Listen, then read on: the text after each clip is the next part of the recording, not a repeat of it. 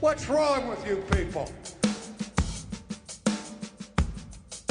Welcome to Not Another Baptist Podcast. My name is Matt Hensley, and I am joined, as most always, by Kyle, non-alcoholic beerman. I'm grateful that he held down the fort for me last week, but we are back, and we are grateful for our partners at Southwestern Baptist Theological Seminary and for ministry training that prioritizes both the Great Commandment and the Great Commission.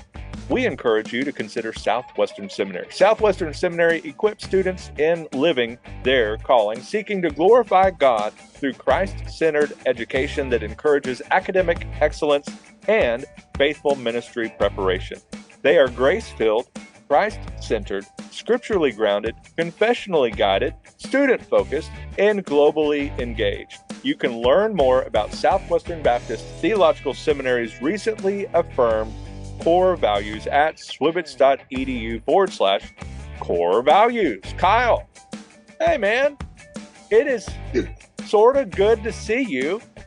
It's extra good to see you after, man, what a heartbreaking loss to the Atlanta Bravos. Yeah, the bullpen for the Texas Rangers. So that's like the one weak spot that the Rangers have right now. And unfortunately, it's a pretty glaring weak spot. We're still in first place. I believe we have 2 games over the Astros.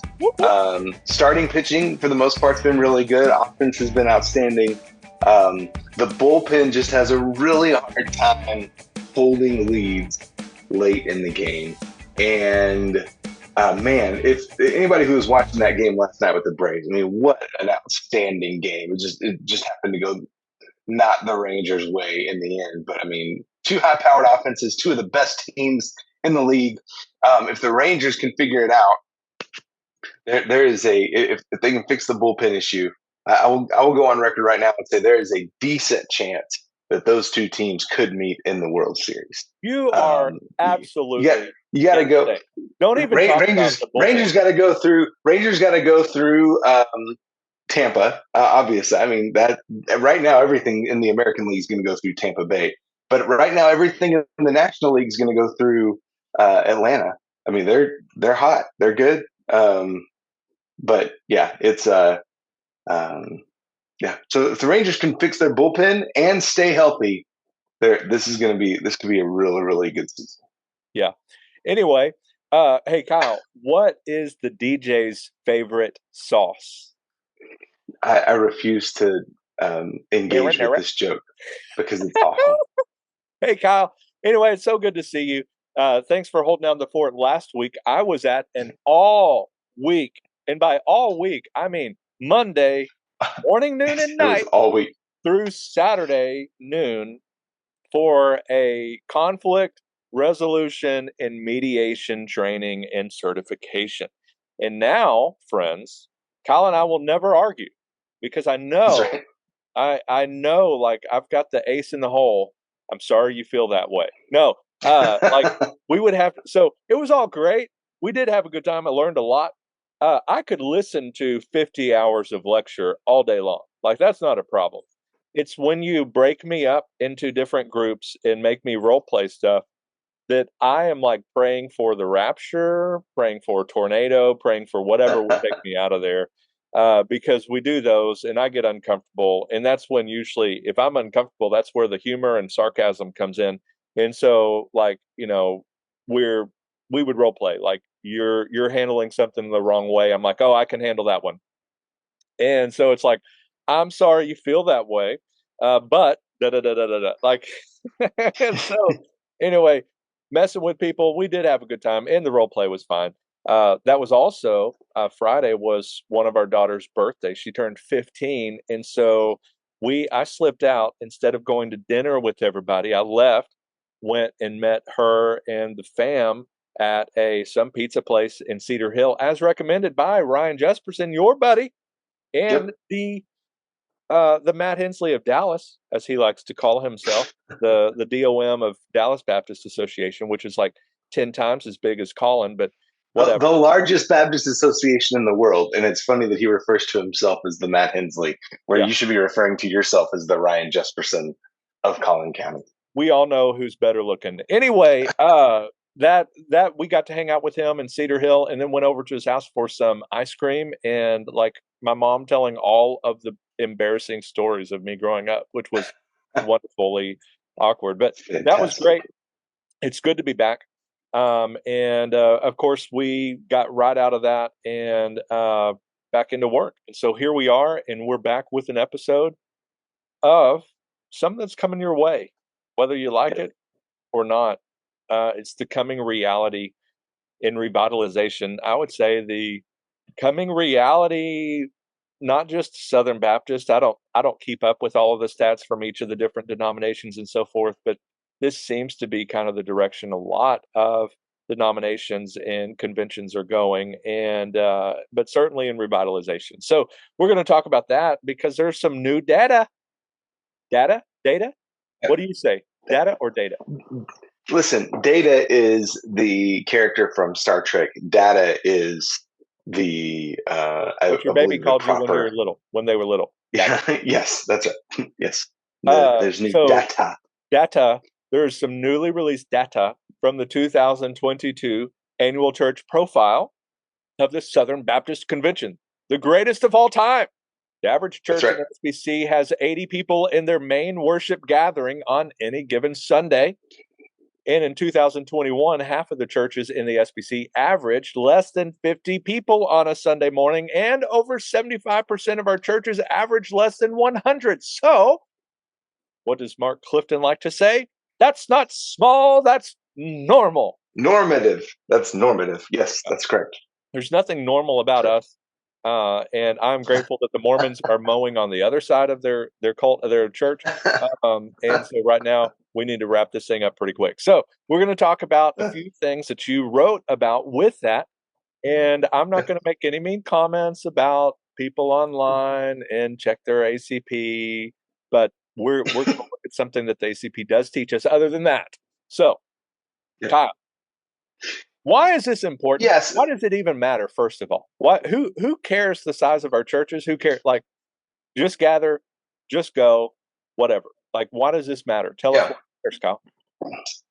Yeah, so it's helpful for us to know as we look at the landscape of our convention, of the Southern Baptist Convention, to know the reality of where we are, right? I think it's important for us. If you're listening to this and you're in a church of between 50 and 75, you need to know that 75% of the churches in the Southern Baptist Convention are like you, right? And if we expand that number out to 250 and under, or under 250, that's 92% of our churches. So it's helpful to know that the normative churches are not your mega churches. They're not even the churches of 500 or 800. The normative churches, the average churches in our convention are between 50 to 100, generally speaking, right? I mean, so somewhere in there. And I think that gives great value to, if you're a pastor who's struggling in a church and wondering, man, why aren't we growing? Well, if I could just reach a bit, if we could just grow, if I could just pastor a church of 300 people, then everything would be solved. That's not the case. And there are far more churches that look like yours than there are the Preston Woods or the First Baptist Dallases or the Village churches. That there are far more churches like First Baptist Church Alamogordo, First Baptist Church Mayhill, or Mayhill Baptist Church, excuse me, than there are the Preston Woods of the world. In fact, one of the things that Mark Clifton will say in his book Reclaiming Glory, and even in the updated version, is if you took all the pastors in the Southern Baptist Convention who lead churches of 250 or less, you could fill a baseball stadium. You could fill Globe Life Field in Arlington.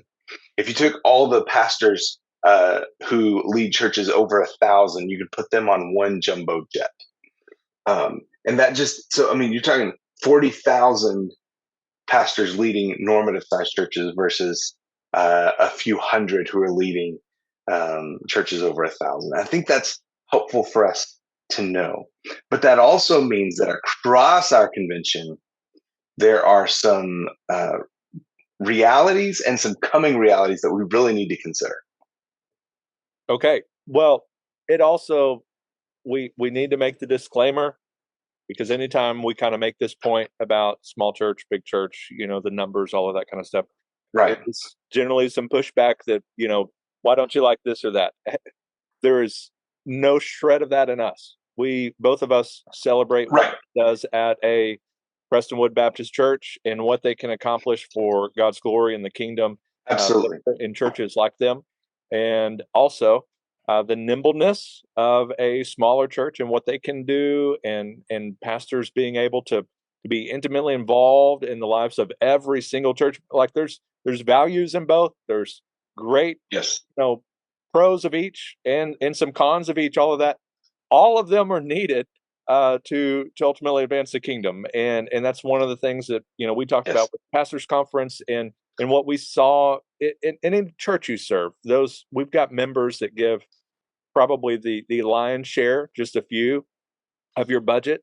And without them, you ain't making it. And then if you take all of those that give just a little bit out, you ain't making it. And it's kind of the same thing true when it comes to the SBC, big churches, small churches, what everybody's able to contribute. I'm be damned. So nothing we're talking about today is degrading or talking down to whatever. Right. We love them all. With that said, this reality of bivocational, co-vocational, even sometimes pulpit sharing and so forth, this was something we explored in Mayhill, was possibly filling in at another church. And so they would have a pastor and so forth. That this is something that is the reality for some. And so with that being the case, assuming this might be a shift that your church makes, there are a few things that you need to consider as you navigate the waters, moving from a full-time pastor to a bivocational or co-vocational model. Another caveat: that's not second-tier ministry. That's not, AAA ministry. That's not a move down or whatever. And some even that could be at a large church, and even some that are at larger churches still choose to be bivocational because of the relationships they're able to build in the community. So again, that's another disclaimer we need to make. Still, now with all that said, so nobody's mad at us, reality number one: this is obvious, but a bivocational pastor may not be available for emergencies during the week. So, number one, a bivocational pastor may not be available for emergencies during the week. Kyle, that's probably the biggest difference between having a full-time guy and the Bible guy. Yeah. Full-time guy is kind of on call 24/7 typically, is at least available, can drop what he's doing and go do things. Somebody that's working at the bank may not be able to just slip out and go to a hospital visit or something like that. So let's talk about that. Yeah, I agree. I think this is the biggest shift. And so again, let me kind of set this up. So the reason we're talking about this is because we are a convention of smaller churches.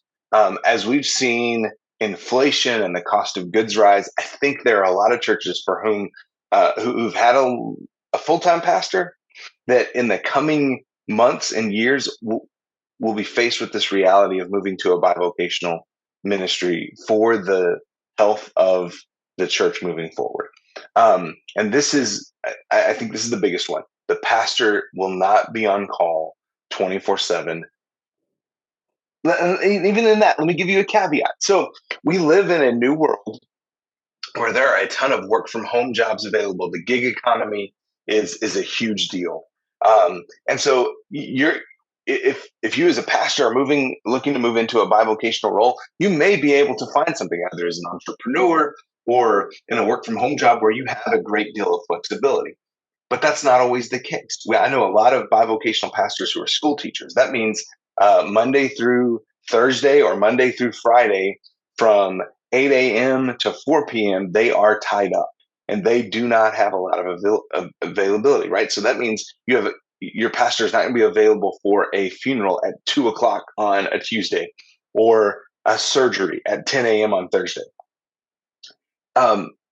That's a big shift. Now, the pastor needs to understand that that's going to be a shift. If you're moving from a full-time to a bivocational role, the church really needs to understand that that's a shift, and that is a new reality. It's not all bad. It doesn't mean that, as you said, Matt, that you've somehow moved into the minor leagues of ministry, but it is a reality that you need to wrestle with. And we'll talk about how to address that here at the end. But that's just going to require a lot of communication and very clear expectations on the part of both the church and the pastor, particularly if you're shifting from a kind of a full-time model to a bivocational model. Now, Pastor, if you're leading in this and transitioning into that kind of a role, if I could make any kind of a recommendation there, it would be you need to go all in with your deacons. Train them up, tell them how to do, the hospital visits, tell them how to do some of the family visits, all of that kind of stuff. Offload some of that to them, delegate some of that to them. Like we did at Mayhill, breaking up the church membership role based on geography around where deacons were. And so they were kind of the point person. I wasn't really bivo there, but we had grown to where I couldn't really effectively shepherd each and every member of our church. And so what we did is we broke it up, and that was like the first line of defense, if you will. And so the normal needs that would come up any given, month or whatever, the deacons could handle those, and then they could bring bigger things to me. And so that lightened that load a little bit. And so it's one of those that your best friend in this, or could easily become the Achilles heel in this, is probably your deacons. And so lean in on them. If you don't have deacons, get some men and ladies and those that maybe are retired and would just love to love on people. Find that person, like my grandma was this lady that would send a card for literally every holiday there was. It didn't matter if it was St. Patrick's Day, we weren't, Catholic or anything like that. It was every holiday there was. She was sending cards to all of her friends. Find that person and let her or him be the one that, maybe heads up the hospital care team and is going to send flowers or cards, so there's ways to still make those emergencies that don't fall through the cracks just because you're not available. It shouldn't just be you anyway, but lean in on those deacons. Raise up some people that can lead that effort, maybe that are retired and have that kind of bandwidth. Number two, a church should consider increasing time off for a bivo pastor. Now, this might seem like, well, he's only working, just Sunday or just a few hours. He doesn't need that much time. Well, homeboy is working 40, 50 hours at his other job anyway, and then is trying to pull together some kind of a sermon, and maybe even a Sunday night sermon, maybe even a Wednesday night sermon. And homeboy's tapped out. Give him some extra time off when you can. This is one where before you take this on, Kyle, this is where you can lean on the DOM. Like maybe even say, hey, would you be willing to just quarterly come and preach here and give our pastor just a quarterly Sunday off? They would love to do that.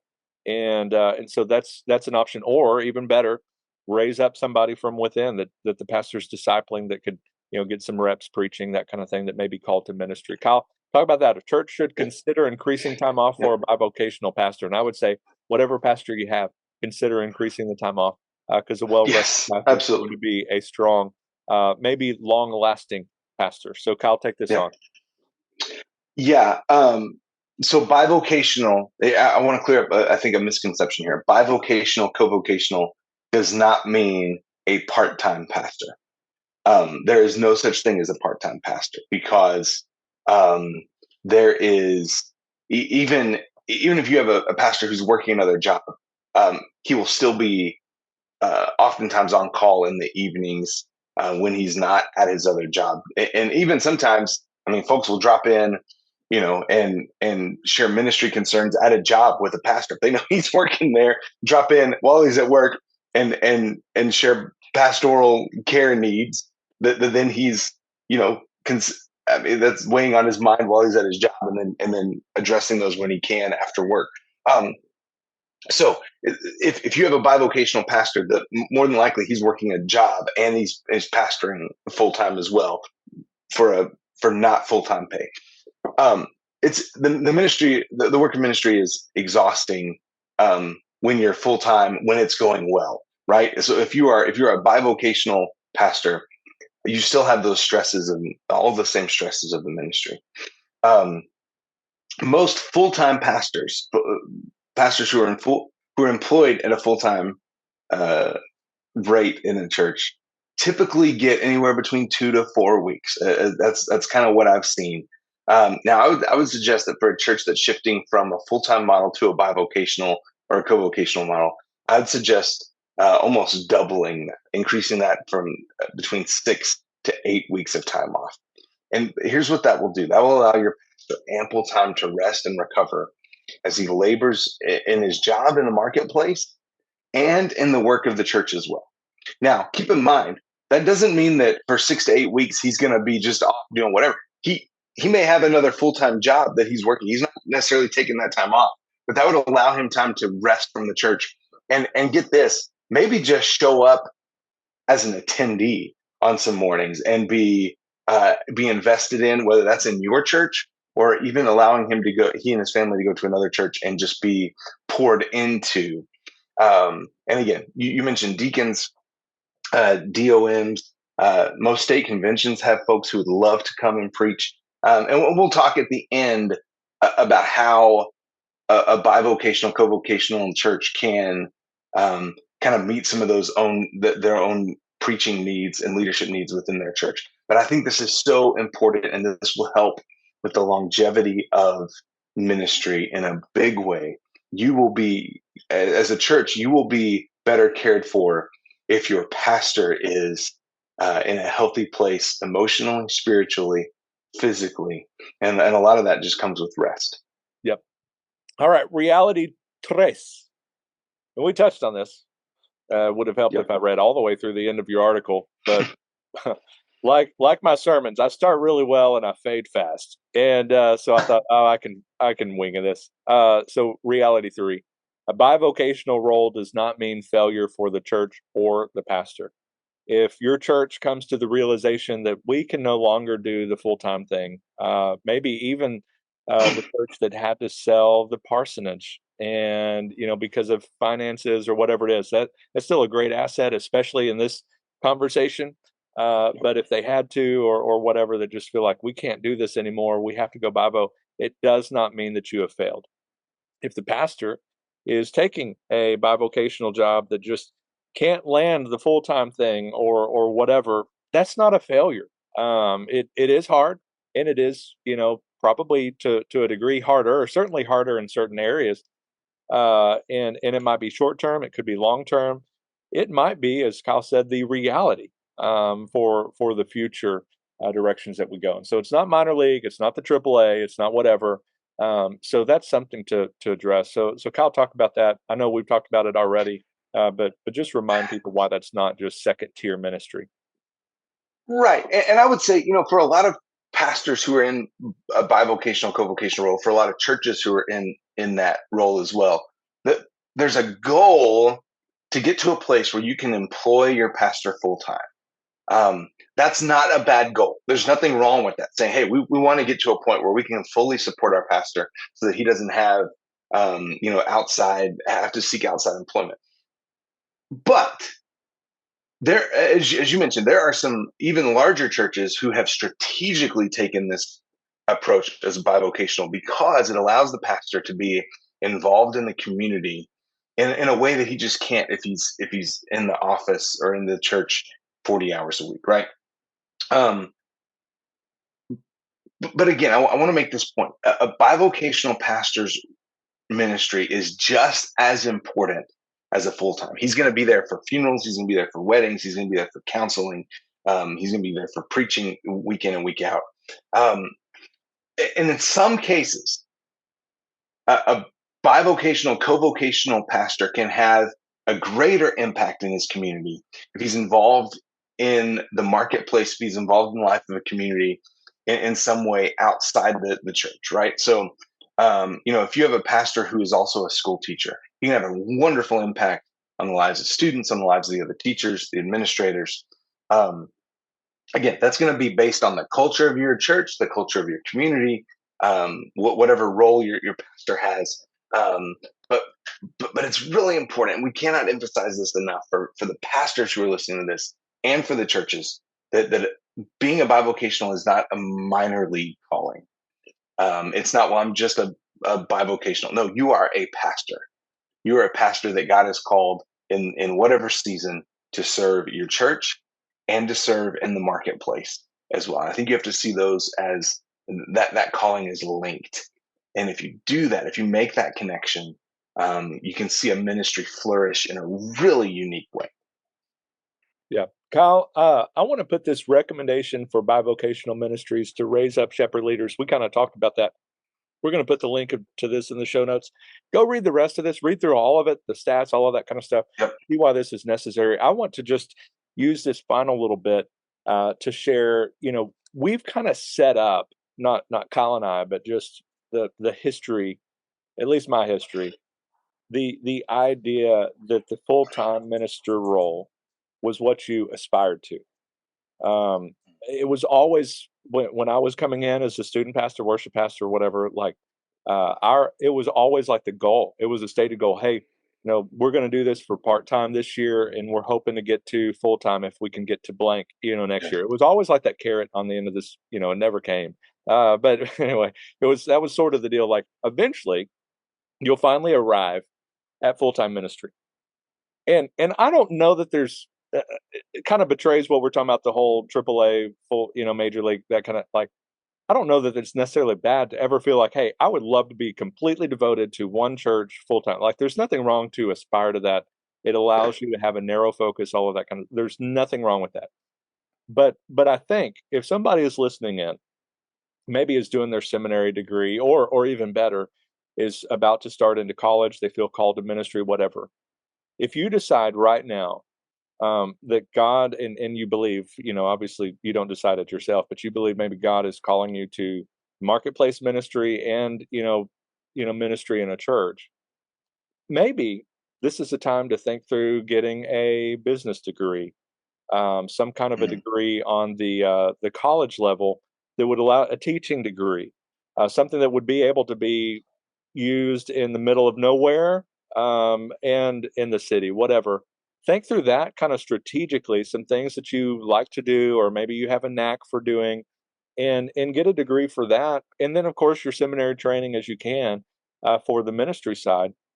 Instead of being like me, where you're all in with a Bible degree, 4 bachelors, a master's of divinity, and a doctor of ministry, and I could go to a Fortune 500 company and I would start as a janitor. It's Yeah, like you're qualified to do nothing else. yes, this is it for me. So don't kind of make that mistake. If this is a coming reality and you realize that maybe 10, I think Rayner has talked about this, where, maybe 5, 10, 15 years, the reality is the lion's share are going to be bivocational, where this is just the norm in the future.